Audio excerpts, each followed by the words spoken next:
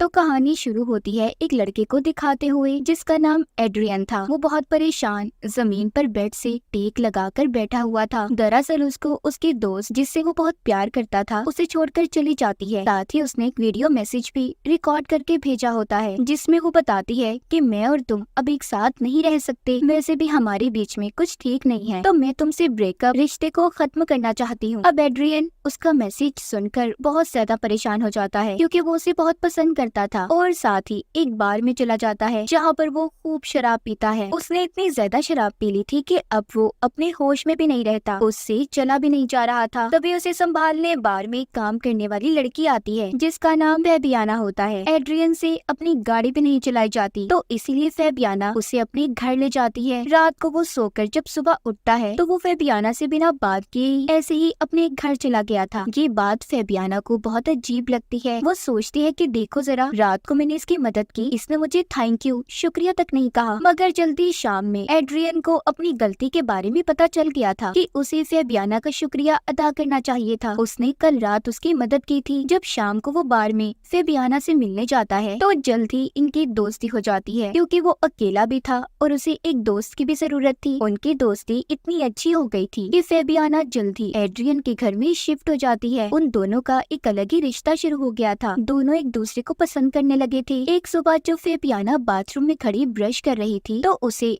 Wash basin से किसी की आवाज आती है। जब वो कान लगाकर सुनने की कोशिश करती है तो उसे कुछ समझ नहीं आता। जब फैबियाना नीचे आती है तो नीचे टेबल पर कुछ सफ़ों को बिखरा हुआ देखती है। जब वो उन्हें उठाने ही लगती है तो तभी एड्रियन आ गया था जो कहता है कि प्लीज इन सब चीजों को हाथ मत लगाना। इतने ही देर में दरवाजे की बेल बजती है। जब ये देखते हैं तो बाहर दो पुलिस ऑफिसर आए थे जो एड्रियन की पहली दोस्त के बारे में पता चलाना चाहते थे जो 2 दिन से गायब थी। उन ऑफिसर्स को एड्रियन पर शक था कि कहीं इसने उसे मारकर घर में छुपा न दिया हो। मगर एड्रियन उन्हें अब उसका वीडियो मैसेज दिखाता है जो इसकी दोस्त ने इसे भेजा था कि वो उसे छोड़कर जा रही है। ये देखकर ऑफिसर उसके घर से चले जाते हैं। अब इन 2 ऑफिसर्स में से एक फैबियाना का दोस्त होता है। वो उससे कहता है तुम्हें क्या इस आदमी के साथ रहकर सब ठीक लग रहा है? उसकी पुरानी दोस्त को गायब हुए सिर्फ 2 ही दिन हुए हैं और तुम्हारी उससे कितनी अच्छी दोस्ती हो गई। हालांकि एड्रियन उसे बहुत पसंद भी करता था। तुम इस आदमी से जरा बचकर रहो, मुझे कुछ ठीक नहीं लग रहा। फैबियाना भी ये सब बातें सुनकर सोचने लगी थी मगर एक तरफ उसके दिल में लालच होती है। वो एड्रियन की तरह ही अमीर, हैंडसम, खूबसूरत लड़का चाहती थी जिसके साथ वो रहे और सारी जिंदगी गुजारे। इसलिए चाहे जो भी कुछ भी कहे वो एड्रियन के साथ ही रहने का फैसला करती है। अब कुछ दिन ऐसे ही गुजर जाते हैं। एड्रियन के घर में फैबियाना के साथ कुछ अजीब बातें होने लगती हैं। एक दिन जब वो नहा रही थी तो शॉवर से एकदम से गर्म पानी निकलना शुरू हो गया था। इससे उसका जिस्म भी जल जाता है।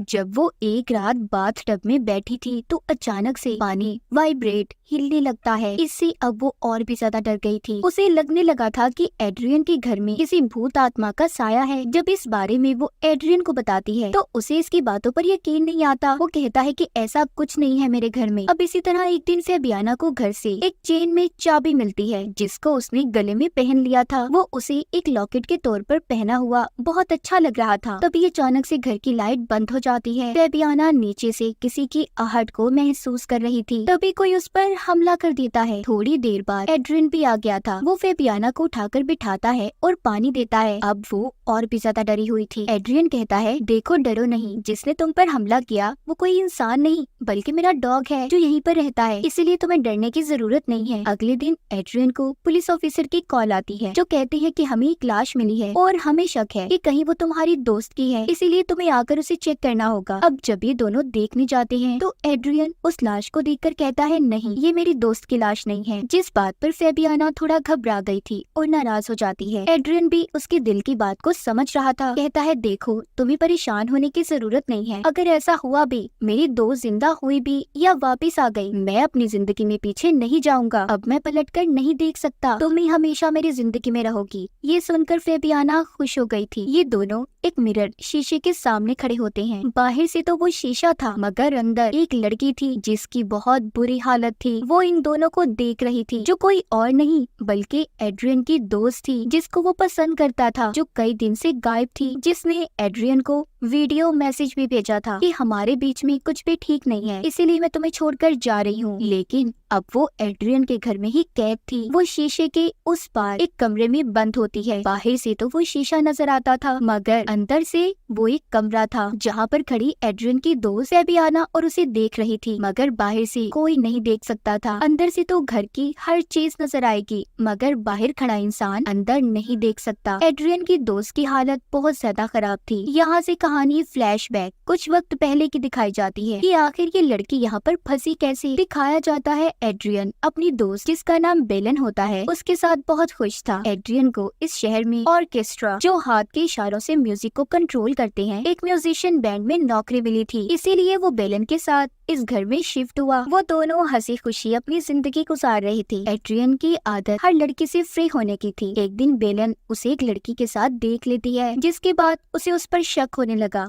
वो एक दिन बैठी चाय पी रही थी तो उसके पास एक लेडी आकर बैठ जाती है, जो कि उसके घर की मालकिन थी, जहाँ पर दोनों रहा करते थे। बेलन बहुत दुखी होकर उस लेडी को बताती है, एड्रियन मेरा भरोसा तोड़ देता है, हालांकि मैं उससे बहुत प्यार करती हूँ। मुझे दुख होता है जब मैं उसे किसी और के साथ देखूं। ये सुनकर वो लेडी कहती है, तो इसमें परेशान होने की क्या जरूरत है, तुम अपने प्यार को टेस्ट कर सकती हो। चलो मैं तुम्हें एक चीज दिखाती हूँ। वो बेलन को घर की सबसे बड़े कमरे और अलमारी के साइड पर चाबी लगाकर एक दरवाजा खोलती है, जिसके पीछे एक खुफिया कमरा था। उसकी हालत तो अच्छी नहीं थी, पर एक आदमी के लिए हर सहूलत वहाँ पर मौजूद थी। वो लेडी बताती है कि मेरे हस्बैंड आर्मी में थे, तो इसीलिए उन्होंने अपने लिए ये खुफिया कमरा बनवाया। तो अगर एड्रियन के प्यार को टेस्ट करना चाहती हो तो तुम मुझसे अपना रिश्ता खत्म करके इस कमरे में 2 या 3 दिन तक रह सकती हो। इससे तुम्हें पता भी चल जाएगा कि वो तुमसे प्यार भी करता है या नहीं, उसे तुम्हारी कितनी परवाह है। बेलन को ये आइडिया बहुत अच्छा लगता है। वो अब अपने सारे सामान को पैक करके एड्रियन के लिए वीडियो मैसेज रिकॉर्ड करती है कि मैं तुम्हें छोड़कर जा रही हूँ, और आकर इस कमरे में खुद को बंद कर लिया। मगर कुछ देर के बाद ही बेलन को याद आता है कि जिस चाबी से ये दरवाजा खुलता है वो तो बाहर ही रह गई।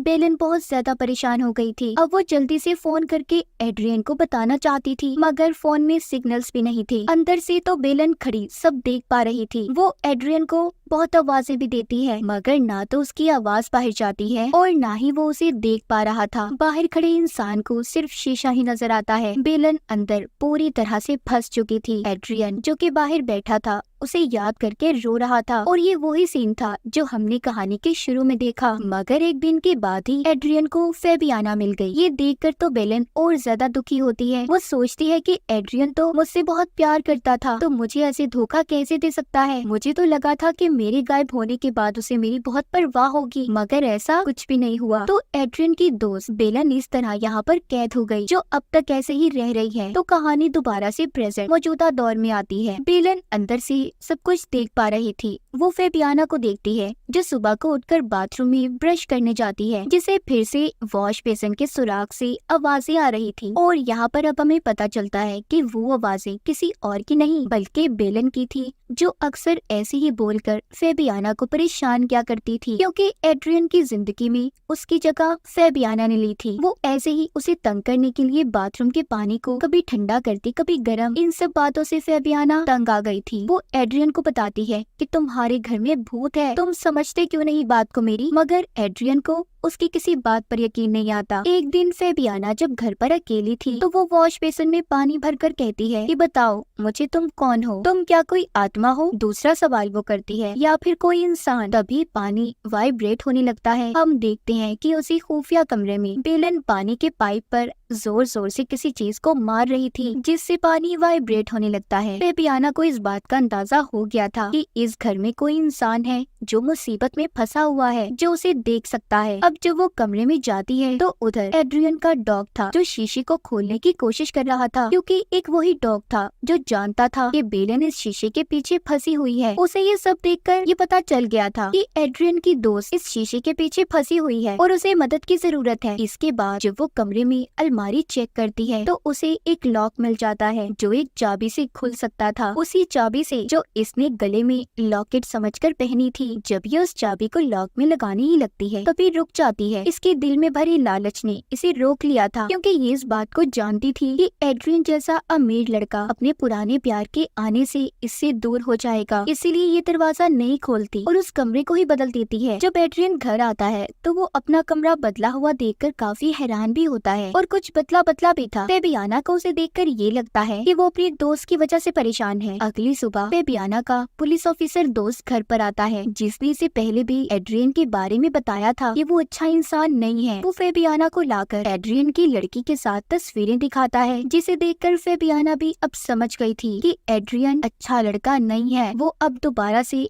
वॉश बेसिन के पास जाकर उसमें पानी भरकर फिर से सवाल करती है कि तुम कौन हो, मगर अब कोई जवाब नहीं आता। फेबियाना डर गई थी कि कहीं एड्रियन की दोस्त मर तो नहीं गई, क्योंकि उसे गायब हुए 2 हफ्ते हो चुके थे। अब ये आहिस्ता आहिस्ता उस अलमारी की तरफ बढ़ती है। ये चाबी लगाकर जब दरवाजे को खोलती है तो अंदर की बहुत बुरी हालत थी। थोड़ा सा आगे जाने पर इसे बेलन बेहोश मिलती है। जब ये उसके पास जाकर उसे जगाने की कोशिश करती है तो बेलन जाकर फेबियाना के सिर में कुछ दे मारती है। वो वहीं पर बेहोश हो गई थी। वो उसे छोड़कर बाहर आ जाती है। अब बेलन के पास उस दरवाजे की चाबी भी थी। वो बाहर आ चुकी थी। जैसे पहले बेलन कैद थी, अब फेबियाना उस कमरे में कैद हो चुकी थी। बेलन अपनी और एड्रियन की एक तस्वीर को उसी शीशे पर चिपका देती है। साथ ही उसने चाबी को भी शीशे के सामने बेड पर रख दिया था। अब जब एड्रियन घर आता है तो उसका डॉग उसे वो चाबी देता है और शीशे पर चिपकी हुई तस्वीर को भी देखता है। फेबियाना अब उस शीशे के पीछे कैद थी, जहाँ पर पहले बेलन थी। फेबियाना की लालच ने उसे फंसवा दिया, उस इंसान के पीछे जिसने कभी किसी की कदर ही ना की। एड्रियन जो कि अब परेशान था कि फेबियाना भी गायब है और पुलिस दोबारा से उसी पर शक करेगी और इस बार शायद उसे पकड़कर भी ले जाए, या एड्रियन को पता चल पाएगा कि फेबियाना उसी शीशे के पीछे कैद है। इसी सस्पेंस को दिखाते हुए हमारी फिल्म की ये कहानी यहीं पर खत्म हो जाती है।